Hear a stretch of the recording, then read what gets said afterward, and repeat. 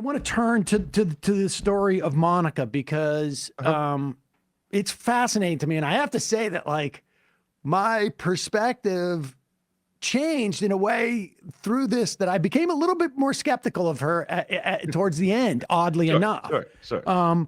But tell us about Monica and why she was the person that you chose to sort of like to highlight, illustrate, to illustrate, you know, she's the microcosm, or I guess that explains the macro. Yeah, we chose her basically because she was a double hater. I think that, you know, we met so many people on the road, and I wanted to find someone that was in a swing state, torn legitimately between options, and felt like they were swimming through the journey of this election as we were. So we had met her a couple times. I originally met her at an RFK Jr. event where she was there for a comedy show he was throwing in suburban Michigan.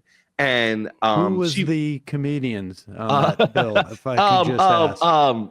But the guy from Deuce Bigelow, what's his name? Rob Schneider. Yes. Rob God. Yes, Rob Schneider was the main. That I think it's. I should say, like, it's a lot more telling than I think. You know, that it's 100%. Rob Schneider. Well, one thing I would say is, like, even doing some of the RFK stuff, he was on a double hater pause. Like, I think he was a ridiculous vessel for that pause, but he understood that a lot of people were swimming through a distaste of two parties and a choice between two options they didn't want. Right. And that was the whole frame of the event. And so there was all these people, some of whom were not sure they were going to vote for him, but were there and kind of wrestling with their options, whatever. And so we originally met her there. And she had, and how old is she? Can you give us just like her? Yeah, she's like a 40-something-year-old woman. She's single, and she works in the auto industry in Michigan, of course, a very popular thing. And her job recently got eliminated, and she is blaming these EV mandates for that, which is a huge topic, obviously, in Michigan. We hear about it all the time. And so she has some kind of specific things to her. But the biggest thing that we thought was true of the macro situation was that she was wrestling with her options and didn't like her options. So RFK drops out. She wasn't sure she was going to vote for him anyway. And RFK drops out. We follow up with her after the RFK thing once he drops out. And she said that she had gone to both a Harris and she had gone to a Biden and a Trump event. And she felt that at the Trump event, she felt a sort of like authoritarian energy she didn't like. She described it as Reiki. She described it as Reiki, yes. And then, but she also said that she felt that, like, she didn't get enough specifics from Democrats. And I know that people feel like those things are not one-to-one. And I get that. And those were the questions, obviously, I asked her. Right. Nazi vagueness. Yes, 100%. Right. Like, I that's the reason we posed the questions to her. But all I would say is that is not an atypical type of thing that we hear. We hear a lot of people kind of struggle with their dislike of Donald Trump and their dislike of Democrats. And I would just add that, like, I think there is some sense, you know, particularly I think for like a Times liberally style audience, we used to get a lot of these emails that would say, these people are just inevitable Trump voters. Like, they were just always going to go to him in the end. And I don't really think that's true. Like, for the most of the undecideds, the independents, the whatever you want to call them, they were both real in a way that people, I think, were trying to talk over. But they also don't like Donald Trump. They really don't. And so, like, yes, they do not find him disqualifying, which I think is the big difference. Is like, they don't find January 6th inherently disqualifying, or what he tweets or what he says or whatever. But they were looking for a way out. And one of the things that she expressed in that interview is she would have felt more comfortable with the Democrat that she had felt going through a sense of the process. And I really believe that. We heard from even Democrats who said that they felt like the party hadn't put them in the best position to win this race because they didn't like how the last 2-3 years had developed. And so I do think a lot of the penalty that, like, the kind of undecideds end up holding against the party is about that type of process. It's about the assumption that Donald Trump will be unacceptable, so we can give you what they interpret as basically anything. And I think that starts with Joe Biden and then reflects on Kamala Harris. I mean, there were a couple of things that really stuck out at me, and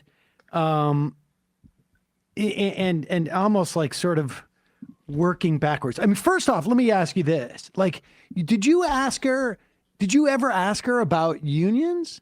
Because I mean, here's a former auto worker, and I wonder, like, we actually asked, she was in the UAW, and we asked Sean Fain about her. Like, we literally talked to her union president about Monica, because there was the second time we talked to her, we asked her specifically about unions.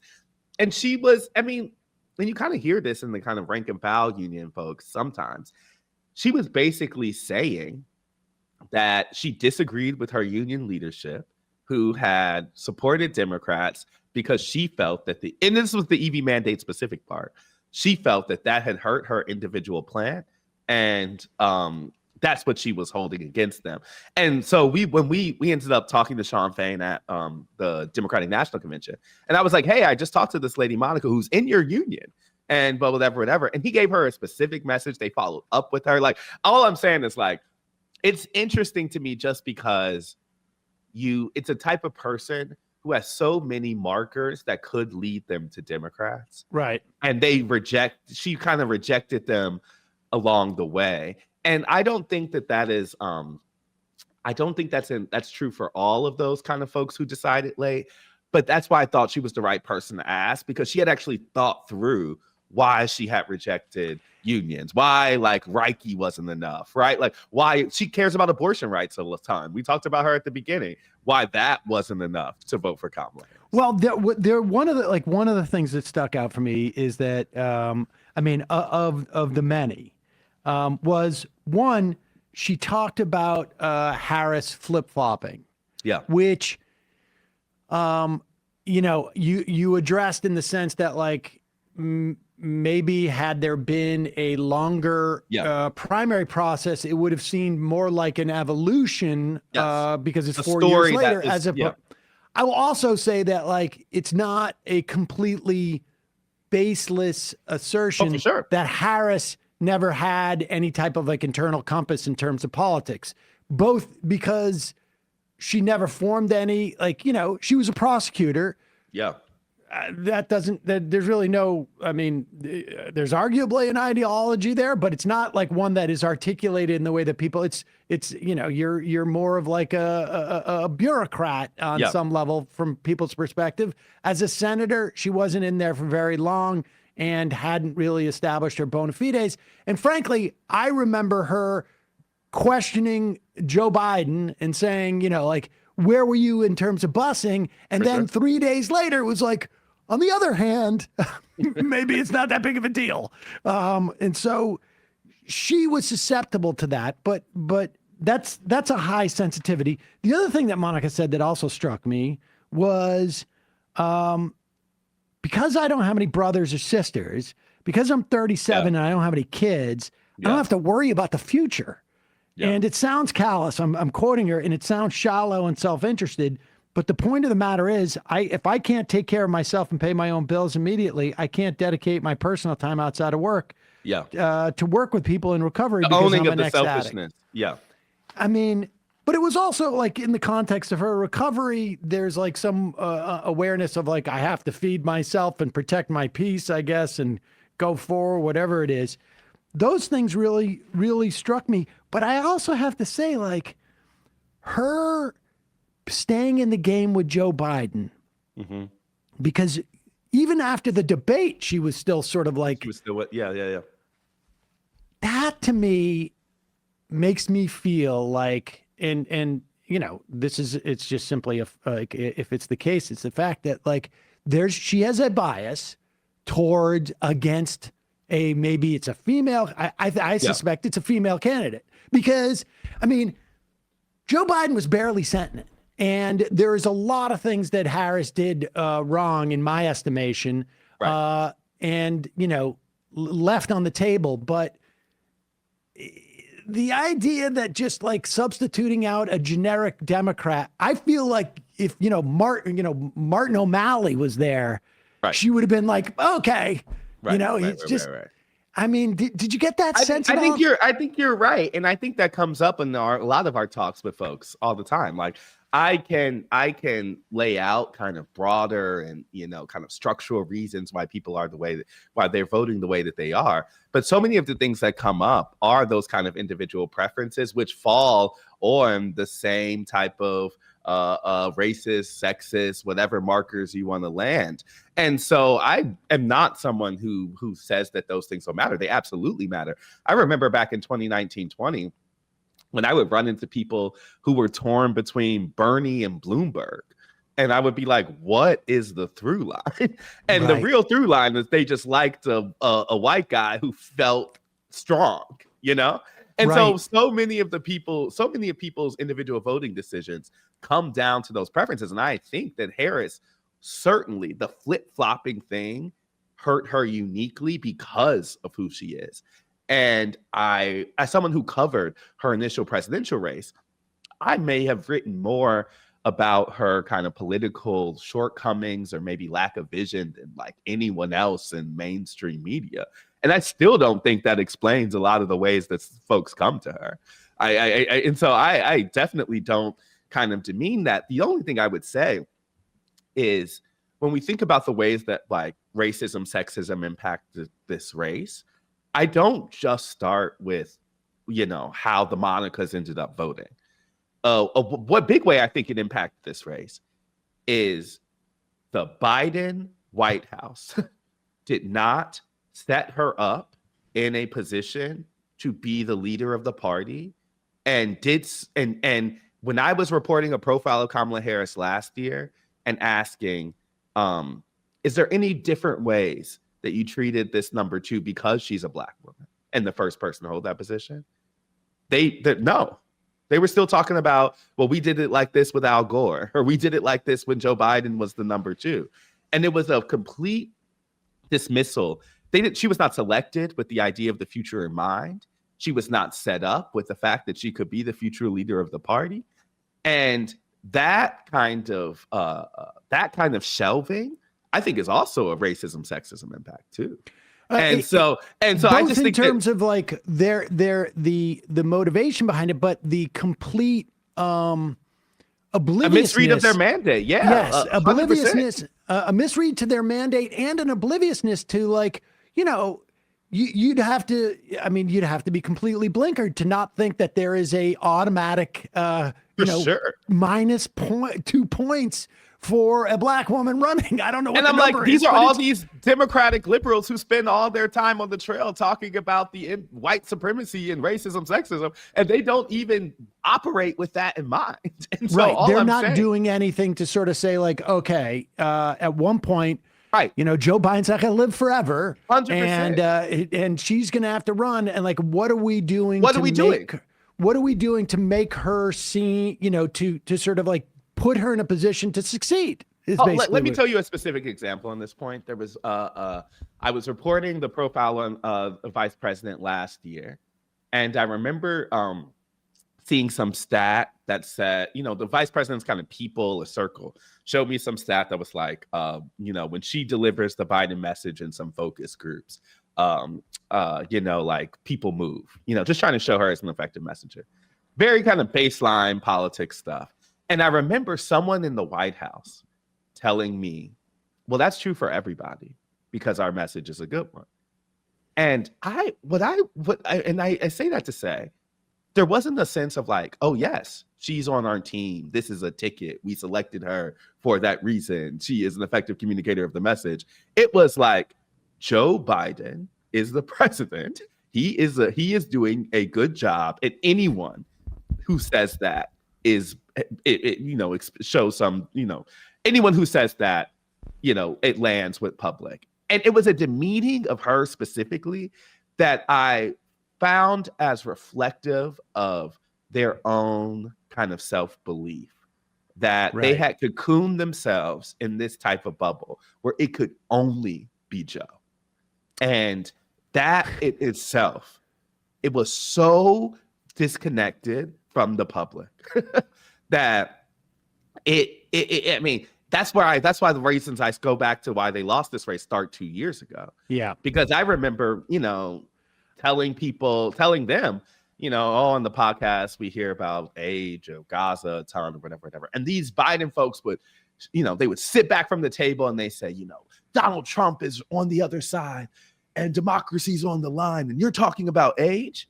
And I'm like, yeah, that's exactly why I'm talking about it. It's because everyone else is. And so that's the tone in which they were coming to this with. So much so that I think it impacted how the crisis that eventually brings them to her, it didn't have to be like that. And so that's what I think is the big impact of what I hope is the lasting impact of the work that we did over the last couple of years is just that they made choices, and they made choices over the evidence and over people like me asking them. And I don't think they should get away with saying that no one saw it coming, or no one saw the possibility of this result. A lot of people did. They ignored them. Yeah, I mean, and what's interesting too is I think, for me, the Clinton loss, there was, let's say, a half a dozen but-fors. Yeah. But in this one, it feels like there were a half a dozen things that had to aggregate for this to happen. And, and Biden's hubris and arrogance. I mean, this is who this guy is, and it seems to have bled down to everything. And I think but I would also go back to even because it's interesting. So much of this is not sort of policy based with these people.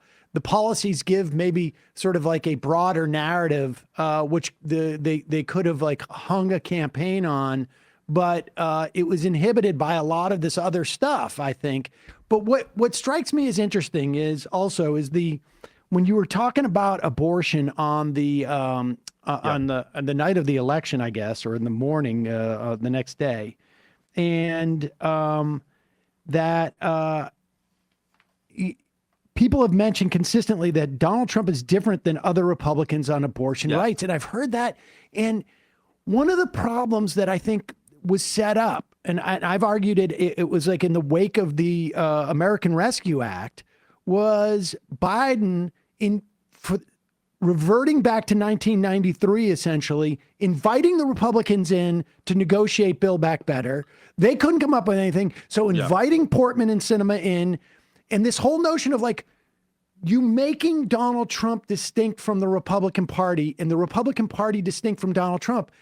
It ends up benefiting Donald Trump because nobody believes him anyways. Yeah. And so he's untethered and can say to Muslims and Arab Americans in Michigan, I'm on your side. And to, right-wing Jews in Pennsylvania, I'm on your side. Yeah. And they both end up voting for him.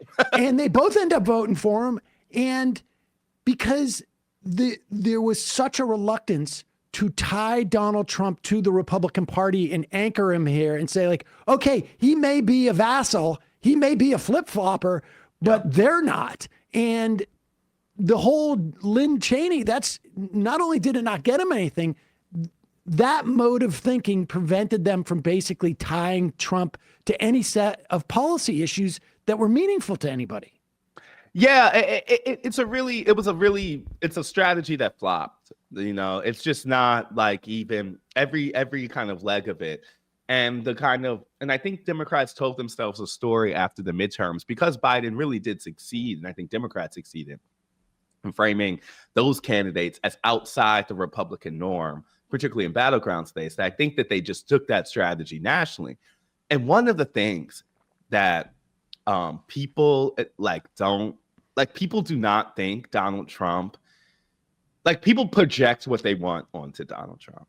And so he's not Carrie Lake, he's not Doug Mastriano. He's someone who people think they know better than what you're telling them. And so a lot of folks, specifically, when I mentioned abortion rights, I think there was there was a sense that, you know, you frame him and the rest of the party is anti-abortion, he will be punished for anti-abortion. And we were talking to women in Arizona who plan to vote for the abortion rights referendum and Donald Trump. And they were like, well, yeah, he says he's not going to do a ban. Like, that's the one thing I know about him. And so for as much as he's a flip-flopper, I think there's a couple times that we have to acknowledge his consistency on a couple of things. One of which is immigration. I think the biggest one is, like, for as much as, you know, he has changed policy positions left and right on so many issues, the country is closer to him on immigration now than they were in 2016, you know, and he's been there the whole time. And so when Democrats basically concede the problem of the border and just say we're the better framers of the solution, I always thought that was a fairly risky thing to do. Right. Because if you think the border is a problem, aren't you voting for Donald Trump? Right. Like, if you think the border is the biggest issue, like, 100%. you're going to vote for the person who has been saying that for 8 years straight. 100%. And so, like, I just think that there was some, you know, I said this on the Daily once before, but there's some ways that, like, I think national or like top level Democrats think they're in debate class, and the only thing that matters is being right. And I'm like, yeah, he killed the immigration bill. They're totally right about that. Like, whatever. But that's not actually how most people go about who they decide they're going to vote for. Like, if they think that that immigration is a big problem, they're probably going to vote for the person who has told them for the longest time in the loudest possible voice that immigration is a problem. Well, and that is completely distinct from who provided the solution or who killed the bill in Congress or whatever it is. And so you can win the actual debate, as she did. Like, no one even Trump voters say that Kamala Harris won that debate, you know, like, but that's not actually the fullest point. And, you know, they just fundamentally did not understand this was a change election. Just did not get that people were upset with the status quo. And they don't understand, I think, the dynamic that you're talking about is that, like, he was there first. It's their issue. I mean, aside from sort of like the moral implications and sort of like the practical implications and all of the real things, what's amazing to me is that, you know, Barack Obama won Iowa in 2008, in my estimation, by being the first person to talk about Social Security in crisis. Social Security was not in crisis, and I don't even think he provided a solution, although later he was talking, you know, when he got into office about cutting cost of living increases for seniors on some level. But by bringing it up, it just meant like, oh, he's the one who's talking about Social Security, even if he's talking about it incorrectly. Like, that's his now. He owns that. You can't outflank him unless you say it's a bigger problem, because I'm not going to go and read the bill that would have resolved all of immigration. And so I have a choice. I'm either going to have to, like, spend the next 2 weeks reading this and making the decision, or just going with the guy who's been screaming about it the most. Right. And so I guess there was some level of it where I was like, oh, this rightward turn, you know, the only way it works is when you're sure, when you really believe that the folks are basing their votes on who's the solution and you're going to beat them on the solution. But that's not really how folks operate. And so I just think that, like, that's why I talk about debate class, is like, I just think that, like, there was a sense of, like, haughtiness, a kind of, like, academic, like, oh, well, we've laid out this and this, so of course folks are going to come to us from that lens. And I'm like, have you actually met the people who decide our elections? Like, you know, I remember talking to this guy who was undecided between Harris and Trump in Minnesota, and I was like, well, how will you choose? Like, you know, what's it going to come down to? And he's like, well, I'll drive to the polls on election day, and whichever one of these issues matters more to me. Like, I kind of agree with Trump on immigration, economy. I kind of agree with Harris on abortion rights, and that Trump is crazy. But, like, we'll see on the day which one of those matters more. And, like, that's how most people go. That's how the folks go about it. Like, it's not that deep. Like, and so I'm like, there has to be a recognition of who people are and you operate in that mind. One thing about the Biden premise from the start, it was so reliant. They took as a fact how people were disinterested in this election and only going to come to it in the last week. And I was like, your actions are adding to the disinterest. Right. Like in the from 2 years ago, they were like, well, no one's caring about politics, and so it'll matter once Donald Trump is crazy in the last week or so, and people will be scared by him. And I'm like, you're risking the House on the last week, and on his behavior. Yeah, on his behavior. Like, you've just taken it completely out of your own hands. And they were so sure of that. And I was like, isn't this a little risky at the minimum? And they were, and I guess I'm like, they were not only saying no, they were acting like you were crazy for saying the thing was risky. The arrogance is impressive. All right, so let me ask you this: with all of this said, and like in my internal clock, I'm like, and also just having been through, I was doing this in 2004, I was doing it in 2016, and like the postmortems, right? Like, two-part question. Is there anything we can actually learn from this from a ideological or a policy standpoint? Or is this just like, if you've got a bunch of people who are a little bit arrogant, watch out, try and make sure your politicians are not this arrogant. And B, like, is any of this based upon that? Like, when the guy just shows up, at the poll and says like, is it even going to be relevant? These postmortems that we're doing now, is this going to be relevant even 2 years from now? I mean, 4 years from now, who knows what this country is going to be looking like, and what I mean, in the past 12 days, Bobby Kennedy is going to basically polio for everybody, and Matt Gaetz, who knows what, I mean, is any of this going to matter? I think that's a great question, because I'm not sure. I don't think the postmortems that are ideological based are that, to me, like, having been up close for the last couple of years, I don't think the lesson for me with Democrats is like they should have been more left or they should have been more right. Like, I think they should have been more responsive to the public. They should have processes that include the public's concern and and don't insulate themselves from that. There was nothing stopping them from recognizing 2 years ago that the majority of their base wanted a different nominee. That was true in every piece of data. That was true in every poll. That was true when you taxed people on the ground. Like, the only thing that stopped them was they didn't care. And so, like, I actually think that, to me, the biggest lesson is not that there was some big working class realignment that they couldn't have spoken to. I think they just blocked people out who were expressing that. And so I'm like, I feel like, to me, the biggest shift they could make is some form. I think it's a party problem that has to, in the ways that Republicans, we were in the 2020, we went to the winter meetings of both parties right after the midterms.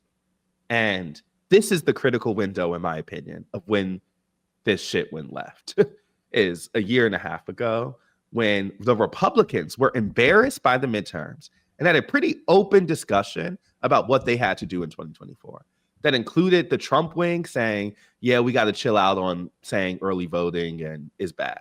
That included the kind of standard Republicans telling them stop talking about the 2020 steal and start talking about Joe Biden's unpopularity.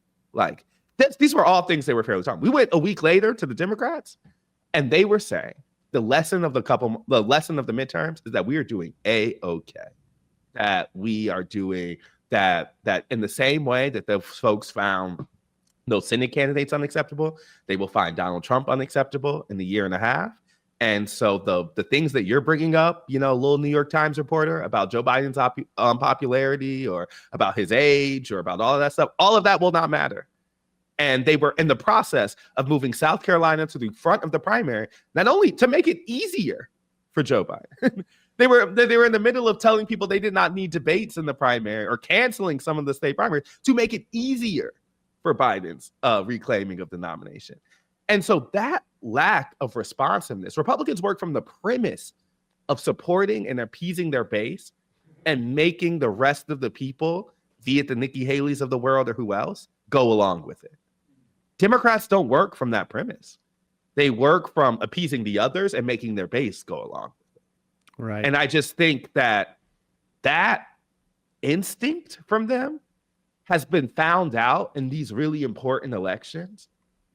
And I just don't think that and so to me, that's the biggest postmortem is how do they create a process or how do they install people or how do they have a party that actually listens and responds?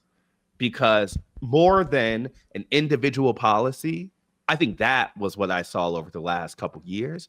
They did not care about any input of evidence that was not what they believed. The whole Dianne Feinstein thing is in many ways like a perfect illustration of what the dynamic was.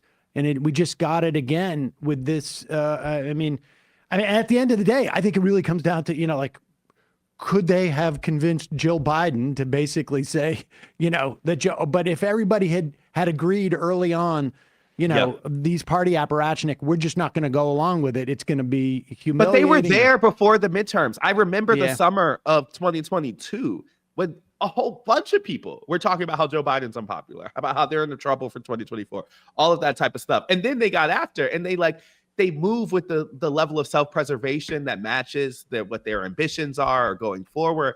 And I'm like, you all were telling me last summer that you saw all these signs, right? I mean, and it was 2022 should have been had 2022 been more of a thrashing for Democrats, right? The beating of their own expectations, which were imposed by themselves, right? Like they lost the House, right? The red wave just didn't come to fruition, and so I'm like, there was enough evidence to say that the country Republicans won the popular vote in the midterms, right? Like it wasn't actually a problem of the evidence. So I guess I'm on this I'm beating this horse about political insiders because I feel like what I have learned is the closer you get to the decisions, just the further they are from the public service aspect of the job. And so that to me feels like the core lesson is if you make decisions removed from public, at some point that's going to catch up to you. This is still a thing that is driven from the bottom up, no matter how much the top down wants to say it is. They have been wrong in these elections from 2016 on because there is a grassroots thing happening in America and the upsetness with political systems and how they are. And if they don't want to speak to that, they're going to get punished. And they have been. Astead Herndon, national politics reporter at the New York Times, host of the Run Up podcast. We'll put a link to that in the podcast YouTube description. Thanks so much for your time today. I really appreciate it. Thank you. And thank you for your work. I love it. Hey, folks, don't forget to hit the subscribe button and check out our daily show. We do it every day at 12 p.m. Eastern for about 2.5 hours. We even take phone calls. You should check that out.